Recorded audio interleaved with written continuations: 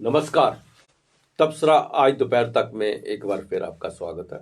और मैं हूं दर्शपल गुप्ता और मेरे साथ है वरिष्ठ पत्रकार सतीश वर्मा जी। जी सतीश जी, भाजपा की राष्ट्रीय परिषद की जो 2 दिन की बैठक हो रही है उसमें जम्मू कश्मीर के चुनावों के बारे में मंथन किया जाएगा और इसके साथ साथ लद्दाखियों ने आज अपनी मांगों को लेकर जम्मू में प्रदर्शन किया है।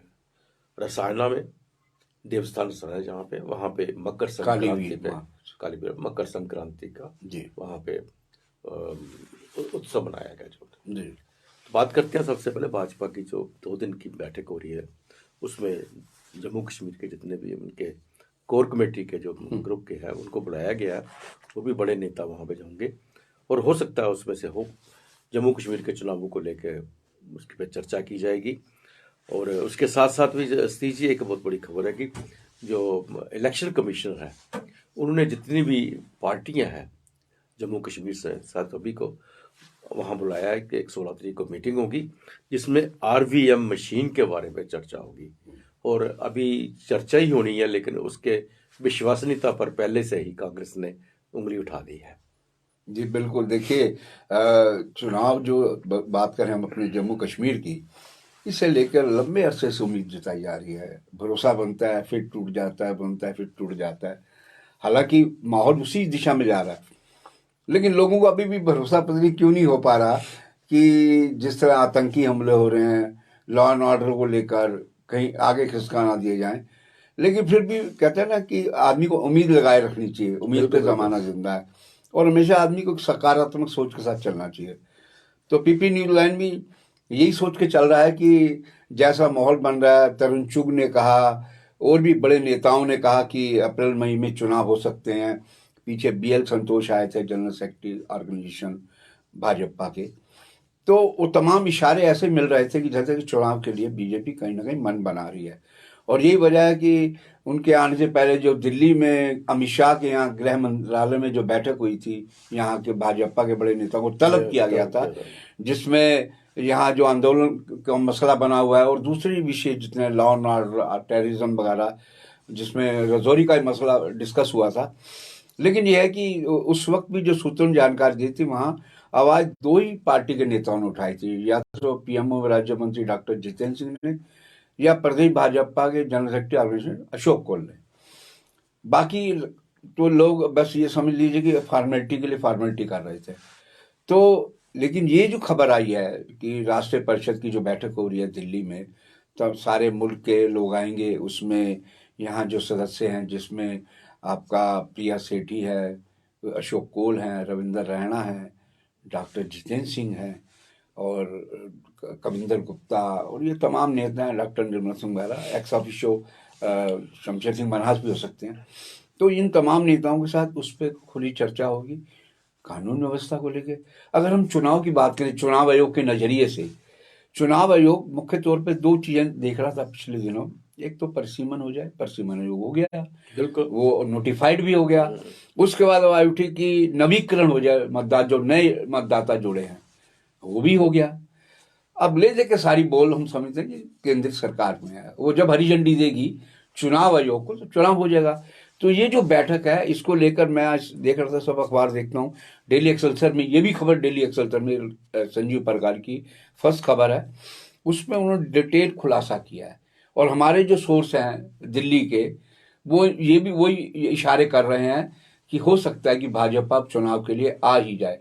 क्योंकि हम ये भी देख रहे हैं पिछले कुछ दिनों जिस तरह राहुल गांधी की यात्रा को लगातार एक बल और समर्थन, जो आम जन समर्थन मिल रहा है, उससे भी कहीं ना कहीं कई दलों में बेचैनी दिखाई दे रही है। चाहे वो सत्ता पक्ष हो या यूपी का सपा समाजवादी पार्टी हो, बहुजन समाज पार्टी, या तमाम दलों में, और आम आदमी पार्टी में भी। तो हम समझते हैं कि वो सोच रहे हैं कि चूंकि अगले साल चुनाव है लोकसभा के, तो इस साल पूर्वोत्तर में जैसे चुनाव होने अप्रैल मई में अंदाज लगाया जा रहा है, हो सकता है उनके साथ जम्मू कश्मीर के भी चुनाव करा लिए जाएं।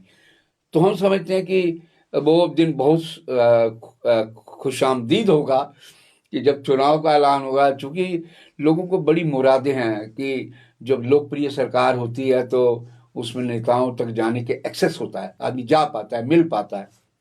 और जो नेता नहीं मिलता उसके यहाँ फिर जिंदाबाद मुर्दाबाद के नारे भी लगते हैं।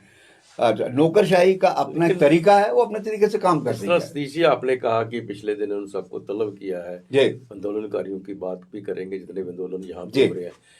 लेकिन एक बहुत बड़ी उम्मीद जो थी आंदोलनकारियों को बिल्कुल कि गृह मंत्री के आने के बाद उनके बारे में कोई फैसला होगा, बताया जाए।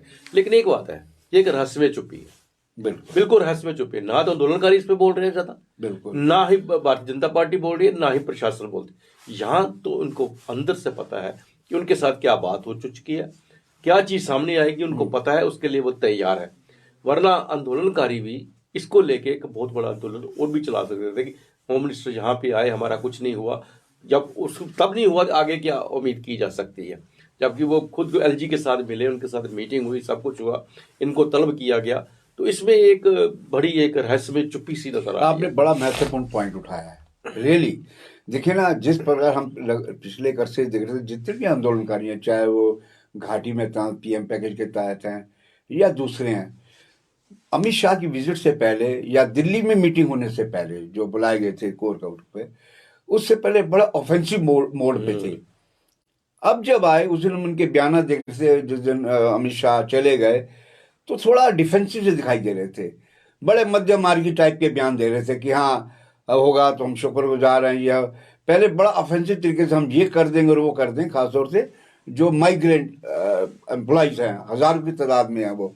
तो मैं समझता आपने ठीक पॉइंट उठाया कि इसमें कोई मिस्ट्री है, रहस्य बना हुआ है। या तो ये है कि दोनों तरफ से कोई बोलना नहीं चाहता, अंदर खाने ट्रैक 2 पे जैसे बैकडोर जो बातचीत चलती है सियासत में, इनके साथ भी बैकडोर हो रही हो। तो लेकिन हम तो चाहेंगे चाहे बैकडोर हो या खुले में हो, इनके मसले का हल हो। क्योंकि जम्मू के माथे पर जो जो पहले मंदिरों के शहर की बात है, उसके ऊपर आंदोलनकारियों का शहर बनने का एक अच्छा दबाव, बात अच्छी नहीं है। हम समझते हैं इनकी मुराद, इनकी जो मांग है वो सरकार को पूरी करनी चाहिए। और हम ये भी समझ रहे हैं, पीपी न्यूज लाइन जिस प्रकार की जानकारी दिल्ली से मिलती है, हमें लगता है कि सरकार चुनाव में जाने से पहले इन सब को राजी गराजी अपने घर भेज देगी। लेकिन दूसरी जो खबर है कि आरवीएम मशीन के बारे में जो एक मीटिंग बुलाई है चुनाव के जो इलेक्शन कमिश्नर ने सभी पार्टियों के ऊपर, ये एक ऐसी मशीन है जिसके बारे में कहा जाता है कि आप कहीं भी हो, अगर आपका वोट लखनऊ में है तो जम्मू में है, तो जम्मू से आप वोट डालेंगे तो लखनऊ में आपका वोट डल जाएगा वहां पे।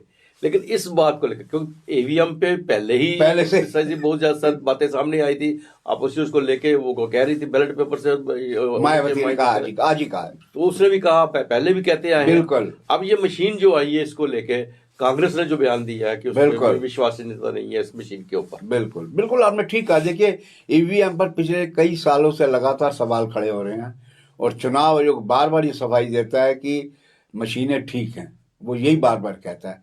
लेकिन विपक्ष आरोप लगा रहा लगातार। और ये जो जिस नई मशीन आरवीएम की बात कर रहे हैं, इसका फुल फॉर्म है रिमोट इलेक्ट्रॉनिक वोटिंग मशीन। आपने ठीक कहा कि मान लीजिए मैं लखनऊ का हूं, मैं जम्मू से बैठ के भी वोट दे सकता हूं। ये उन लोगों के लिए होगा जो मुलाजमत करते हैं, खासतौर से पैरामिलिट्री के लोग। तो लोगों को अंदेशा है कि लोग जिस तरह पहले ईवीएम पे आरोप लगा रहे हैं, हो सकता है ये नई जो मशीन लाई जा रही है, इसीलिए लाई जा रही है बड़ा खेल करने के लिए। पोस्टल बैलेट पेपर जैसे आते थे, उसकी जगह पे ये वो लोग आरोप है विपक्षी दलों का कि ये कोई बड़ा खेल है 2024 के लिए, तो उसकी तैयारी है। लेकिन ये है कि जिस तरह कांग्रेस के नेता दिग्विजय सिंह ने कहा है कि भाई इसकी जो विश्वसनीय क्रेडिबिलिटी नहीं है, हम कैसे इसमें जाएं। उसने जो मीटिंग जिसका जिक्र कर रहे हैं हम, 16 तारीख को मीटिंग दिल्ली बुलाई गई है, उसमें कांग्रेस ने बाइकआउट करने का ऐलान किया। इस प्रकार की सूत्रों से जानकारी मिल रही है। आखिरी घड़ी में क्या डिसीजन होगा अभी पता नहीं। जो अभी तक जानकारी है, अभी तक ये जानकारी मिल रही है कि वो उससे दूरी बनाए रखेंगे। और ऐसी बातें और विपक्षी दल भी कहना शुरू हो गए हैं। इससे सहज समझा जा सकता है कि ईवीएम को लेकर अभी एक जो धुंधुलका आरोपों के साथ बना हुआ है, ये आरवीएम एक नई मशीन, जाहिर है कि ये भी एक बड़ा चुनाव में मुद्दा, जो विधानसभा चुनाव होने जा रहे हैं उसमें विपक्ष मुद्दा खड़ा कर सकता है। जी, लद्दाख को जब से यूनियन टेरिटरी बनाया और वहां से उनकी यूनाइट जिस तरह से हो गया वो करके लेके, तो उनकी 4 बहुत बड़ी मुख्य मांगियां जो हमने बहुत पहले भी इस पर जिक्र किया था, और हमने ये कहा भी था कि आज की डेट में वो जम्मू में आके प्रदर्शन करेंगे और यहाँ से वो दिल्ली की तरफ रवाना होंगे। वही हुआ, आज वो उन्होंने जम्मू में प्रदर्शन किया प्रेस क्लब के बाद, और अपनी वही 4 मांगे रखी हैं। उन्होंने कहा कि हमें वो हमारी ये चारों मांगे पूरी होनी चाहिए। हमें यूटी बनने के बाद 370 हटने के बाद हमें कुछ भी फायदा नहीं हुआ अनटिल अनलेस हमारी ये मांगे पूरी नहीं होती। नहीं, बिल्कुल। देखिए, लद्दाख चूंकि हमारे मुल्क का एक ऐसा राज्य है जो कि सामरिक महत्व का बेहद ही अहम राज्य है। एक तरफ चीन है तो दूसरी तरफ पाकिस्तान है। कारगिल जंग हमारे हिंदुस्तान का हर आदमी जानता है, किस तरह उसने टेररिस्ट भेजे, रुपये बना के, उसके बाद जंग हुई, कितना में नुकसान हुआ। ये अलग बात है कि जंग हमने जीती, ये रिकॉर्ड है। लेकिन हमारे बहुत से जो एनडीए से नए नए बच्चे अभी लेफ्टिनेंट बने थे, उनको भी शहादतें देनी पड़ी। इस प्रकार का बड़ा चला। तो मैं समझता हूँ कि लद्दाखी जो हैं, चाहे वो लेह के हैं चाहे कारगिल के हैं, उनकी जो मांगे हैं, देखिए हैरत की बात यह है कि दफा 370 सेम डे टूटी, 2 यूटी सेम डे टूटी, अमल में आई सेम डे, जम्मू में न्यू डोमिसाइल पॉलिसी बनी, लेकिन अभी तक वहाँ वो पुराना महाराजा साहब का जो स्टेट सब्जेक्ट है उसी को अभी अमल में लाया जा रहा है। इनका कहना यह है कि हम लंबे अरसे से आंदोलित है। और दिलचस्प बात सबसे पहले यह है कि कारगिल और लेह में हमेशा तनातनी रही है किन्हीं भी मुद्दों को लेकर। लेकिन दिलचस्प बात यह है कि एक कॉमन काज के लिए समूचा लद्दाख वन वॉइस है। और उनका कहना यह है कि हमें स्टेटहुड बहाल की जाए। हालांकि ये भी बात ध्यान देने की है, लद्दाख पहले मांग यूटी की करता रहा है, ये रिकॉर्ड पर है। अब वो स्टेट की डिमांड कर रहे हैं। तो जब यूटी बनी तब लद्दाख में खुशियां भी मनाई गई थी बाकायदा, हमें ध्यान आता है। वो ये भी कह रहे हैं कि हमें अनुच्छेद 6 में कॉन्स्टिट्यूशन में दिए ताकि बाहर का कोई आदमी यहाँ किसी प्रकार का अपना जमीन, नौकरी, कल्चर किसी पे भी वो हमला ना कर सके। तो मैं समझता हूँ इनकी जो डिमांड्स हैं, और चुनाव सिर पर है, उधर चीन बैठा है, पार्लियामेंट सीट भी चाहते हैं और सीट भी चाहते हैं दो लोग, उधर चीन बैठा है, इधर पाकिस्तान बैठा है। तो हम समझते हैं कि गवर्नमेंट ऑफ इंडिया के लिए ये बड़ी दोधारी स्थिति है। अगर इनकी मांगे मानते हैं तो उसका परिदृश्य कुछ और बनता है, अगर इसमें नहीं मांगे मानी जाती तो उसके सियासी नफे नुकसान भी हो सकते हैं। तो मैं समझता हूँ आज इन्होंने कहा है, हमने पीपी न्यू लाइन बताया, हम तो लगातार इसको कवर कर रहे हैं पीपी न्यू लाइन पे। पिछले दिन हमने कहा भी था कि पहले वो जम्मू में पहुंचेंगे, उसके बाद दिल्ली कूच करेंगे, जंतर मंतर पे एक बड़ा प्रदर्शन करेंगे। आज जम्मू प्रेस क्लब के बाहर प्रदर्शन के उन्होंने खुलेआम बोला है, चेतावनी दी है कि सरकार हमारी मांगों पर गौर करे, नहीं तो हम इस आंदोलन का बहुत बड़ा स्वरूप अख्तियार करेंगे और दिल्ली की ओर भी कूच कर सकते हैं। स्थिति जी, कठुआ में रासायना जो देवस्थान है वहाँ पे जी, बड़े चर्चा में रहा पिछले दिनों में। बिल्कुल, तो बिल्कुल। वहाँ पे आज मकर संक्रांति पे वहाँ देवस्थान पे एकजुट के जो चेयरमैन है अंकुर शर्मा, उन्होंने वहाँ पे जो मकर संक्रांति मनाई और वहाँ पे जो अपनी पूरी भावनाएं वहाँ प्रकट की, जो पूजा अर्चन की वहाँ पे। बिल्कुल। एक देखिए, कालीवीर जो हमारा बाबा देवस्थान है, बड़ा रसाना, हालांकि दूसरे मायनों में सुर्खियों में रहा, बड़ा दुखद हादसा हुआ था। लेकिन वहाँ पर आज जिस प्रकार से इन्होंने एक धार्मिक सम्मेलन किया है, अंकुर शर्मा ने, एकजुट जम्मू ने, तो हमारी परंपरा है जम्मू की। हमारे चूँकि ये धरती जो है देवी देवताओं की है, हालांकि कुछ लोग दूसरे मिजाज के भी हैं, लेकिन देवी देवताओं की भूमि है। और अच्छी बात है कि यहाँ देखिए ना, एक तो जाति स्तर पर मेल होती है, एक देवताओं के स्तर पर भी होती है। तो अंकुर शर्मा ने ये जो धार्मिक आयोजन किया, तो हम तो ये कहेंगे कि सबको साधुवाद और सबकी मुराद हो पूरी। तो ये था तबसरा आज दोपहर तक का। बाकी खबरों के लिए आप देखते रहें पीपी न्यूज़ लाइव। नमस्कार।